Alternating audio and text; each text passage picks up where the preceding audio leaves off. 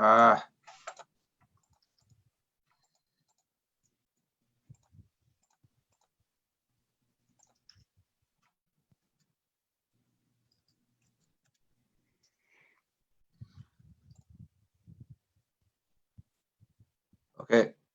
here we go.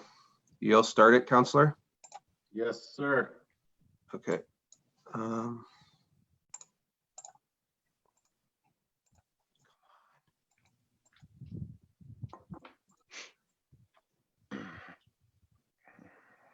Okay, give it a few seconds and then go for it.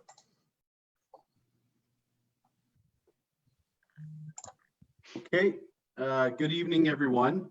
Thank you for joining us today for another Facebook live chat on parks recreation during this reopening. I'm Martin Medeiros, Regional Councillor for Wards 3 and 4, and I've been tasked, no pun intended, by the Mayor to lead a reopening recovering working group. So with me tonight, I have Derek Boyce, Commissioner of Community Services, Anand Patel, Director of Recreation, and Rob Gaspar, Director of Parks, Maintenance, and Forestry. And for people who sometimes ask me, how do you decide what guests you want to bring on? Notwithstanding, each one that I bring on, it's always because I know they have something interesting to say. I've really learned over this period during COVID-19 that our residents want information, and they're looking for the best information out there. But probably one of my top calls, and I think many councillors would agree, we get a lot of calls regarding our parks, our community services, and this gives an opportunity tonight for residents to ask their questions directly and get answers in real time. Before we sort of get into it, I'd like to hand it over first to Derek, then Anand, and then after Rob. Just a little introduction, and if you can maybe let the viewers out there, for everyone who's watching, first talk about how large this department, because this is probably one of our largest departments or the largest department at the city. And sometimes people don't realize, for example, when they go to a park, their first interaction with the municipality is through our community services and through our park and recreation system. And there's a lot of effort and a lot of people involved. So I'll hand it over to you, Derek, first of all. Thanks, Councillor Medeiros, and thanks for having us. I'd like to think that you're saving sort of the best department for the last, so we're happy to be here and join you today. Yes, the community services is really a lot of the front-facing and touches a lot of residents, like you said. We're a huge department, so it consists of Recreation Division, the Parks Division, Performing Arts Division, Service Brampton, which includes the 311 call center, and as well as the Realty Division. So of those divisions, you're looking at about 600 full-time staff and over 3,000 part-time staff that help to deliver those services to our residents. We're looking at an operating budget that's close to $100 million to help support the services that we deliver in the city. And so what we are really trying to do is really bring a level of coordination between parks, recreation, performing arts, and as we navigate this COVID response, is really ensure that we're taking the safety of our residents first. That's the number one thing, and Councillor Medeiros has been a champion for that, as well as Mayor Brown, in terms of making sure all the decisions we make are centered around safety for our residents. And then we meet internally very frequently, so we're talking daily about, as Councillor Medeiros talked about, reopening, having plans in place so that when we have the go-ahead from the province and Peel Public Health, making sure that we're ready to go. And so our division is looking forward to this gradual reopening and doing it safely. And I'm not going to steal too much thunder from Anand and Rob. I'll let them talk a little bit more in depth about their divisions. But as the commissioner, I'm the one that kind of brings it together and then liaises with council to make sure that we have a coordinated plan. Excellent. And Derek, and not to put you on the spot, but you do have a connection with Brampton. Yeah, yes, the city. Yes, I do. So I am a resident of Brampton. I do coach a lot of volunteer basketball in Brampton, and so roots are firmly planted here in Brampton. That's excellent. Anand? Thank you, Councillor Medeiros. So to echo what Derek said, we've been anticipating and planning in the background as well. putting together our operational plans for when when we get the green light to open up safely. So we'll get into that, I'm sure, when we get into the question and answer session. But personally speaking, I've been working in the municipal world for over 8 years now, predominantly in community services, and been with the City of Brampton for 3 years. Currently, I'm acting director in recreation, and my home position is the manager of recreation planning. I'm a Bramptonian. I'm a super sports fan. I love all sports, and I'm itching to get out there just like everybody else. And so I appreciate the opportunity to connect with you and the residents here. A quick tidbit on recreation itself: we have 30 facilities across the board. As you know, we're across the board. We service every corner of the city, and I know Rob is the other half of the Parks and Rec department. And combined, as Derek said, we make up a large portion of the full-time and part-time staff to help deliver the services that we have out there. Well, that's excellent. And thank you for sharing. Rob? Thank you, Councillor Medeiros. And thanks everybody for joining us tonight. I've been with the city, I guess, 35 years now. Pardon me, within Parks and Recreation. The last few years with Parks. We have about 10,000 hectares of parkland that we cut every couple weeks, which has been a bit of a challenge so far this year with a limited amount of staff. We take care of all the horticulture and forestry areas within the city, as well as all the cemeteries. We are opening up our cemetery actually tomorrow for full visitation. So the hours will be regular hours, 7:30 to 9. I know a lot of people have been waiting for this to come through, and it's been, we've waited for the Bereavement Authority of Ontario to let us open up, and they gave us the go ahead for this Friday. So that's one big opening that we're going to bring forward. So thank you. Oh, that's excellent, Rob.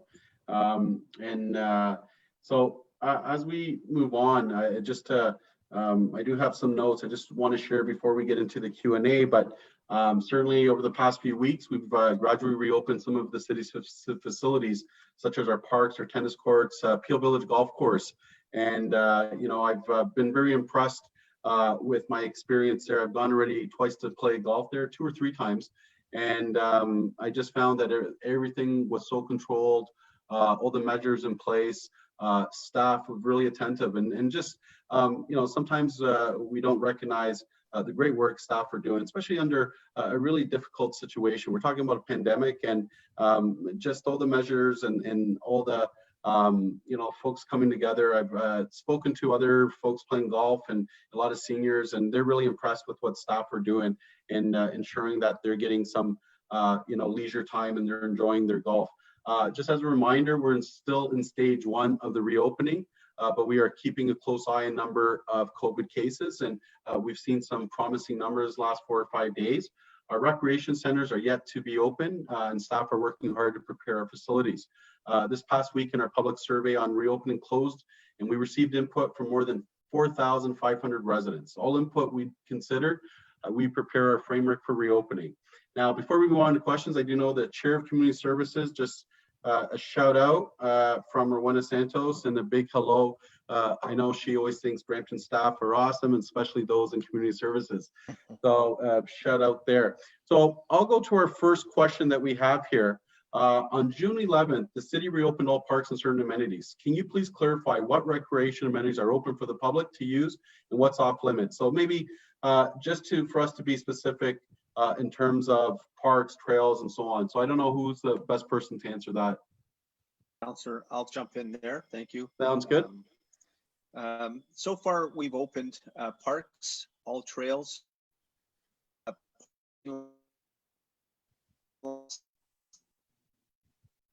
adjacent to parks and trails, shade parks as well. The disc golf course, which is at White Spruce, has been opened. All our skate parks are open, as well as pickleball, tennis, and of course the Peel Village Golf Course. And tomorrow we will be opening the cemetery. Closed are playgrounds and play structures, indoor, outdoor fitness equipment and their amenities, all swimming pools, wading pools, washrooms, sports fields, and basketball courts are still closed until we get approval to open them up. Thank you, Councillor. Thank you, Rob.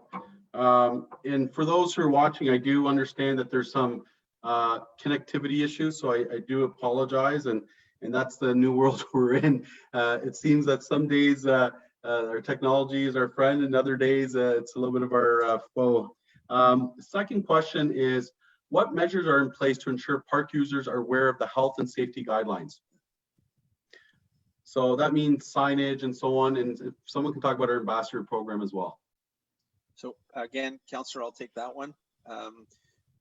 Regularly, we are meeting as the community services team and reviewing updates on opening and numbers that the province is putting forward to us. So we are actually changing signage almost weekly, updating our signage, updating our numbers for capacities, updating our numbers for number of people allowed under a picnic shelter or in a park in a grouping. So these things are happening on a regular basis, especially at our shade shelters and our dog leash-free parks, dog parks, because you can get quite a number of people there at one time. We are asking people to maintain distance, keep your hands, washing them with sanitizer or on a frequent basis. And through this, we've launched a Parks Ambassador program, and this is to educate the residents on the importance of following physical distancing guidelines and key to stopping the spread of COVID. We started this on June 13th on weeknights and weekends, and city staff were in high traffic parks, mingling with the residents just to engage with them and advise them about the health and safety measures that they should be taking and that the city is taking to make sure that everybody is safe. Thank you, Rob. Derek, we've had some people ask about our summer camps, and I know that is something that council has heard from some residents. Can you give us an update on what's happening possibly this year with our or this term with our summer camps?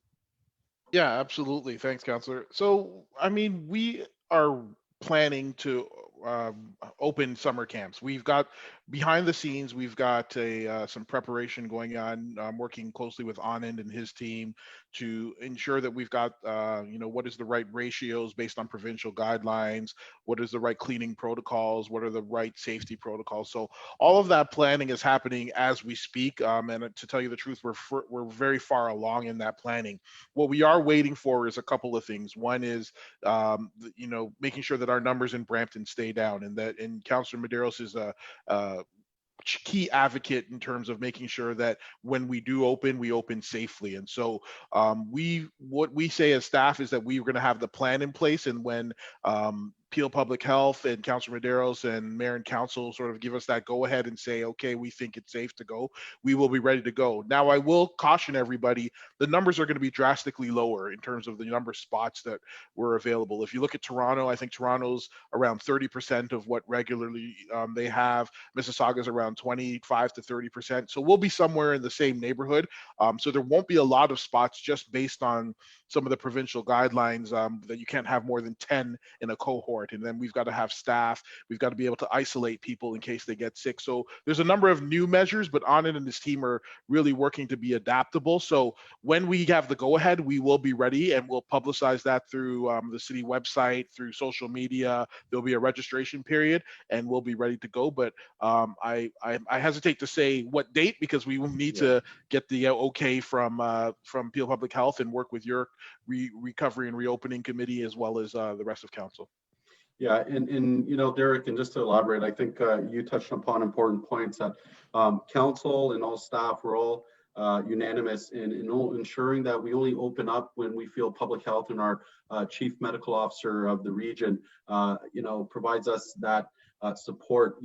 One of the challenges that we have, and I've expressed this before, is that when parks open up in Mississauga, we have kind of the pressure to sort of open up as well, because everything has to be coordinated. We don't want, and that's one of the worries that our Dr. Lowe has, is we don't want waves of people then going to Mississauga and bringing, increasing the rate of a transmission. And so that's always, this is complicated stuff. It's not just simply opening up the gates or allowing people to come in. I'm gonna go, I have some questions who've come in, and I'll read the first one.